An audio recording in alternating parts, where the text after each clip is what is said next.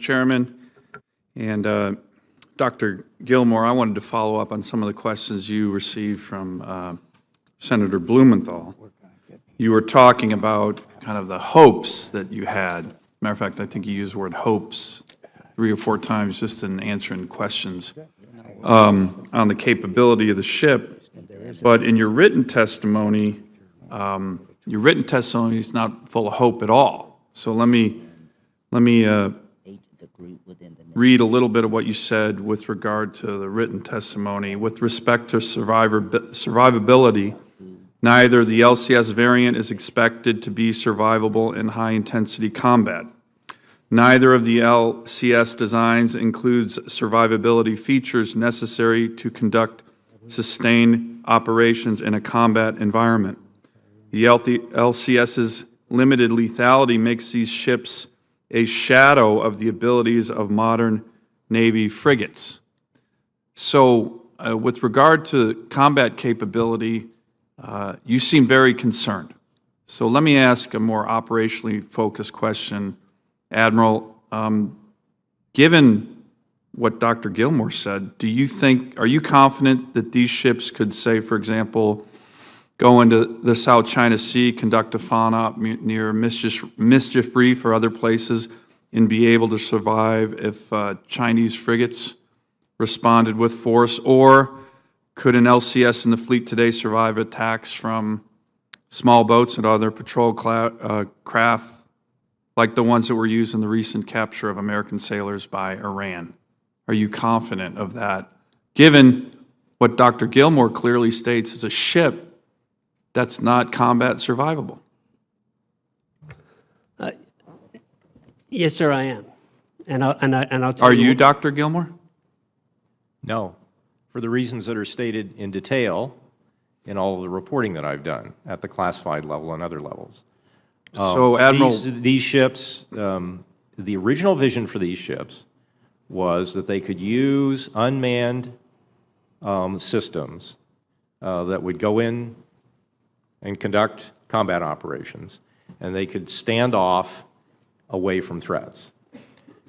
But those unmanned systems that can reach out and conduct combat operations, we don't have, and it isn't clear when we ever will. So the ship was built to not be nearly as survivable as, for example, the FIG-7s that we used to have. It was built according to high-speed naval vessel rules, which fundamentally limits the amount of compartmentalization and redundancy you can put on the ship. So it's not nearly as survivable as other ships, and frankly, it wasn't meant to be in that regard. And the original CONOPS, if it could ever be realized, that might have been fine. But as I understand the CONOPS and the way it's been written, and the Navy is continually revising it based on what it learns, the CONOPS still says that the ship would be out there preparing the way for the battle fleet. And if that's true, then it will be subject to attack by anti-ship cruise missiles, torpedoes, and mines.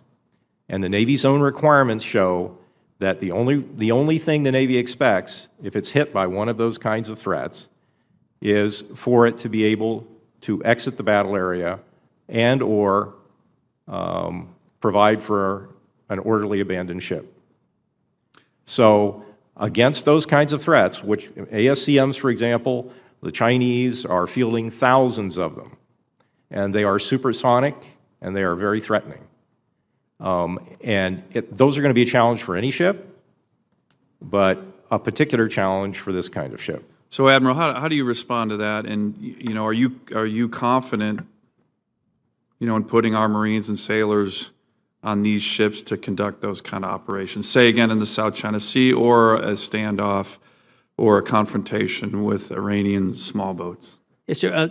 So there are a number of variables that go into the equation associated with the survivability of the ship. Certainly, the manufacture of the ship, the watertight integrity of the ship, the way the ship is manufactured, that's part of the survivability.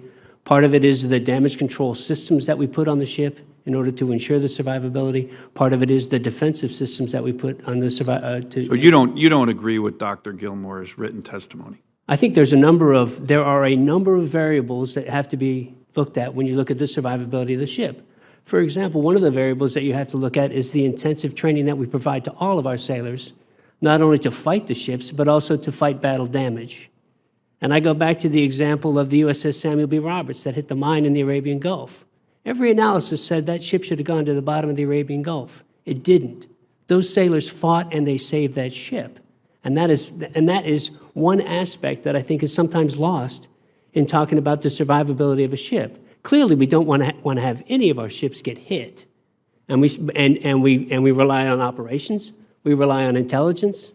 We rely on operating those ships to hopefully not have to lean into a punch. So despite Dr. Gilmore's written testimony, you're comfortable putting Marines and sailors on these ships in combat situations against Chinese frigates or Iranian naval ships? Yes, sir, but I think you have to take it in the proper context, in that I don't think that necessarily we would find these ships operating alone and unafraid in the middle of an adversary's fleet. If they were? If they were, then I think that we would do our best to fight the ship, and we would do our best to defend the ship, and if the ship took a hit, the crew would fight to save the ship and exit the area as the ship is designed. Can I add something, Senator? Sure. We do something called a total ship survivability trial, and it gets at exactly the issues that the Admiral was just raising. Now, of course, we don't actually let an ASCM, an anti-ship cruise missile, hit the ship, obviously not, but we do have the crew there. They are trained in all the damage control measures that they're supposed to take, and we do then go through a simulation of one of these threat systems, like an anti-ship cruise missile. We've done this. Hitting the ship, we've done this for the LCS, and we then have the crew fight to save the ship. And in the total ship survivability trials that we did, the crews did their best, but in almost every instance, there was major damage to the ship, and the combat capability was fully lost, and in some instances, the ship would have been lost. And again, an anti-ship cruise missile hit on any ship is going to be a problem, no doubt about it. But a hit on one of these ships, with their lack of redundancy, their lack of compartmentalization, which is driven by, their small size and the speed requirement, and their construction according to high-speed naval vessel rules, a hit on one of these ships is going to be a real problem, and we've analyzed that, and we've done the kind of testing that enables the crew to try to fight to save the ship, and there are definitely problems with these ships. If you can keep them out of harm's way, okay, but the current CONOP says that they'll be out ahead of the battle fleet preparing the way. So again, if they're going to do that, they will be subject to being hit and attacked by these threats. Senator Cruz.